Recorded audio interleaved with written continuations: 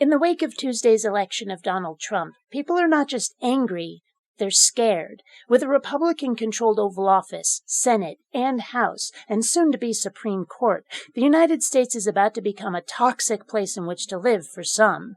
Many are concerned that they will become second-class citizens thanks to the anti-LGBT agenda of much of the right wing, coupled with Trump's agenda to abandon all forms of environment protection, among other things that sound to many like they'll send the country straight down the shitter. There have already been rather large protests on much of the West Coast, shouting, "Not my president." Americans actually crashed Canada's immigration website the night of Trump's election. Far more interesting, at least to me, is the sudden surge of the movement being discussed online as #CalExit.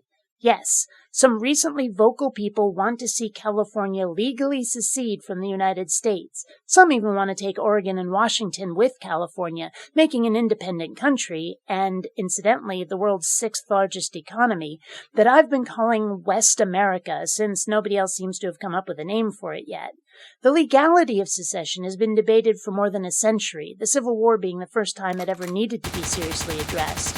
Texas has had a secessionist movement since the 1800s. The Supreme Court, in the case of Texas v. White, delivered a 5-3 decision that a state cannot secede from the Union. However, it has been pointed out that the Declaration of Independence is a secessionist document declaring independence from England, that secession is, slightly ironically, an American principle. Will the CalExit movement take serious hold, or is it another case of sour grapes after Trump's victory, something that'll cool down over time? I don't know. But like I said, some people are very scared of what this country will turn into over the next 4 years, and CalExit may truly gain steam. And if it does, what will be the reaction in Washington, D.C.? This could be no big deal, or it could get very interesting. Why I said it was more interesting to me, at the beginning of October, I moved to San Diego, so if CalExit starts taking hold, I might have a decision to make, whether I'd support, fight, or remain apathetic to the movement. And I don't even know which way I'd jump, if at all. I can see the reasoning on both sides, but I have to really examine whether I would want it to happen, because I know there's a part of me that enjoys chaos in a make popcorn and watch kind of way.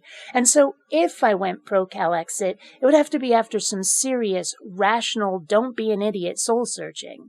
Perhaps it'll be rendered moot, like I said, with CalExit just being a brief post-election media blip. How serious is this? Much like how serious are people about moving to Canada? Is this the prelude to another civil war, or is it just the left-wing equivalent of a largely ineffectual militia movement? Or just some venting after Election Night Tuesday? I don't know, but it's going to be a laugh finding out.